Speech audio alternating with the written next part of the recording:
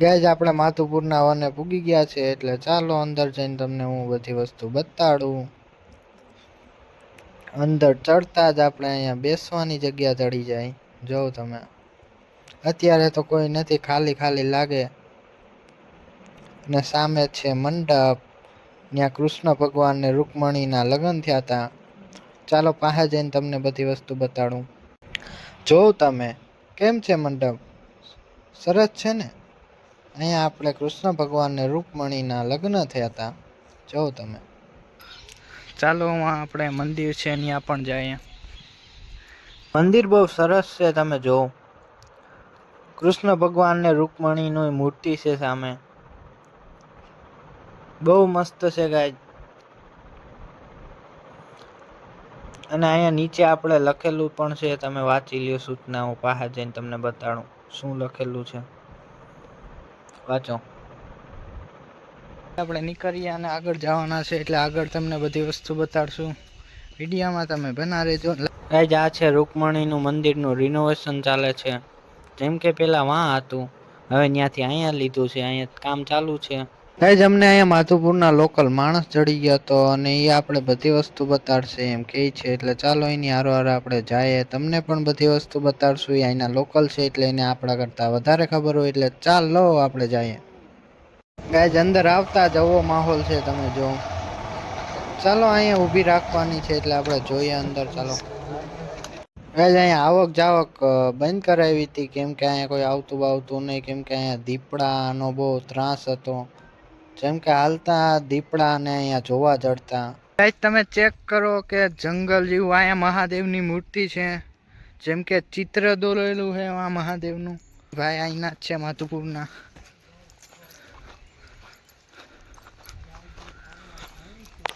આપણે મહાદેવની શિવલિંગ છે કા બધું પતી ગયા, કલર કરેલો હતો. આ બધા 8 અવતારના હે ને, વામન અવતાર એ બધું હોય ગયું. જગ્યા જ ઓલી કરી લીધી કોકે જો ને, મૂર્તિ બધી 7 અવતાર ને એવું. 8 અવતાર હતી બધી. આ ગોળ ખુલ્લું હતું ઓલું એવું. અત્યારે પેક થઈ ગયું કે ભારી લેશે. આ ભાઈ ને લેજો. હા વિડીયોમાં તમને પણ લઈ વાંધો નહીં. હા એવું તો વાંધો નહીં. હું યુટ્યુબ વધારે ઓલું જ જોતો. હા ગાઈસ અહીંયા જો બહુ મસ્ત લોકેશન છે. તમે પણ માધુપુર આવો અને વનમાં આવવાનું ભૂલતા જ નહીં. આ હું વાઈફ છે કે ગાઈસ અહીંયા દીપડાનો બહુ ત્રાસ છે.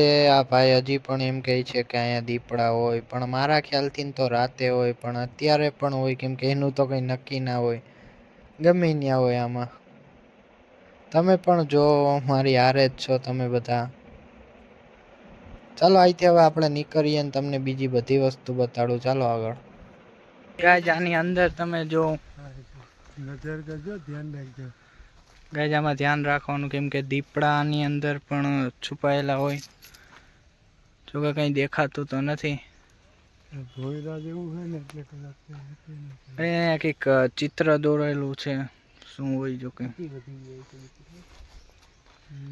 ગાઈસ ચાલો આગળ તમને બતાડું. અહીંથી તમે નીચે જો ખાણ આગળ જાઓ કેટલા ફૂલ જામ. ચાલો ગાઈસ આપણે હવે લવ ગાર્ડને જવાના છે, એટલે જઈએ જોઈએ. નરસિંહ મહેતાનું ચિત્ર દોરેલું છે, બહુ સુંદર છે, તમે ચેક કરો. ચાલો હવે આગળ જઈએ આપણે.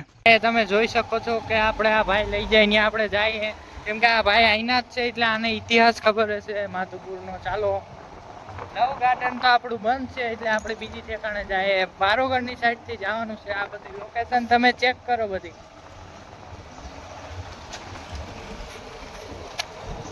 આ બધું બતાય.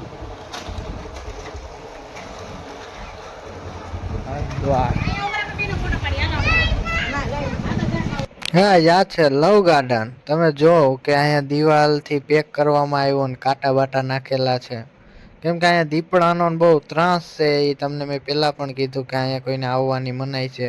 બહુ સુંદર છે એમ લોકો કહેતા હોય. અત્યારે તો બાવેડા ઊભા તમે જો. ઉપર આપણે જાય. આગળ એક તળાવડી. હા બુદ્ધ ભગવાનનો લાગે કે સામે બુદ્ધ ભગવાન જેવું મૂર્તિ. બુદ્ધ ભગવાન આપણે વાં ગયા હતા ને, ત્યાં હતું એ મોટી ઓલી હતી આ બાજુનું આ બધું ખવાઈ ગયું કારણ કે હવે અહીં કોઈ આવતું નથી ઓછા માણસો બહારના વધારે આવે હા ચાલો હવે આગળ આપણે જઈએ ગાય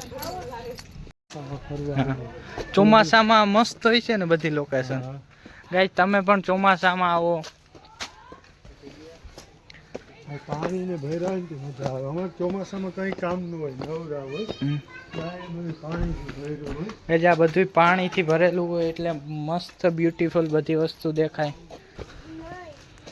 ચેક કરો બધી વસ્તુ બહુ સુંદર છે ગાય જો તમે રાવણ એના માથા તો જો તમે ને આ છે રામ ભગવાન રિનોવેશન ગાય જતાડે ચાલુ છે અહીંનું બધી માતાજીના ફોટા અને દર્શન કરાવી લઉં હા રિનોવેશન ચાલુ છે ગાય અહીંયા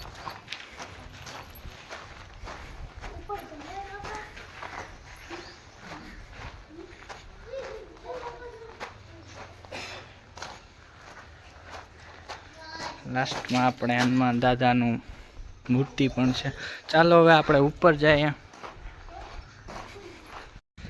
ગાય આ સંતોષી માનું મંદિર છે ચેક કરો ગાય પગે લાગી લ્યો તમે પણ હનુમાન દાદાની મૂર્તિ ને અહીં ગણેશ ભગવાનની છે હા છે લવ ગાર્ડન તમને ઉપરથી બતાડું નીચે જવાની તો મનાઈ છે જો તમે ઉપરથી ચોમાસાનું હજી પણ પાણી ભરેલું જ છે મધુપુરની આ ખાસિયત છે કે પૈસા હોય તો અહીંયા ભેગું ગઈ અહીંયા સાધુ સંતો બધા સમાધિમાં બેઠતા તમે જોવો કે આ જ છે એ લોકેશન જ્યાં સાધુ સંતો સમાધિમાં બેઠતા મૂર્તિ પણ છે બુદ્ધ ભગવાનની તમે જોવો આ ચોમાસામાં ભીંજાય ન એટલે આ લાકડા તમે અંદર જોઈ શકો છો કે અંદર ને અંદર ગુફા જેવું છે ઓસો કમેન્ટ કરજો આ ઓસો નો મિનિંગ શું થાય ગજા જો તમે બહુ સુંદર છે કૃષ્ણ ભગવાનનું મુખડું જો તમે કૃષ્ણ ભગવાનનું જ છે ગજ સરસ્વતી માતાજીની મૂર્તિ બનાવેલી છે બહુ સરસ છે તમે ચેક કરો હવે અહીંથી આપણે નીકળીએ ગણપતિ બાપા હા છે ઓસો તમે ઓળખો કે આને કમેન્ટ કરજો ઓછા ગજા આપણે છે લક્ષ્મી માતાજીનું મંદિર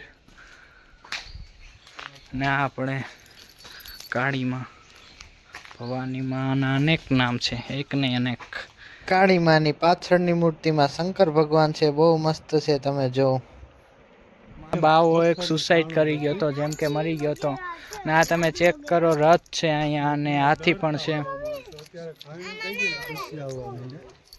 ગાય અહીંયા માણસોનો આવક જાવક થયો એટલે બધા માણસો આવે નકર અહીંયા કોઈ માણસો આવતા નહીં જેમ કે અહીંયા આવતા બીતા બધા માણસો ગાય અહીંના લોકલ માણસો અહીંયા નાવા આવે ચોમાસામાં અને અહીંયા કૃષ્ણ ભગવાનની મૂર્તિ છે તમે ચેક કરો બહુ મસ્ત છે સ્વિમિંગ પુલ જેવું લાગે જેમ કે સ્વિમિંગ પુલ જ છે ગાય મીઠા પાણીનો અને આની અંદર તમે ચેક કરો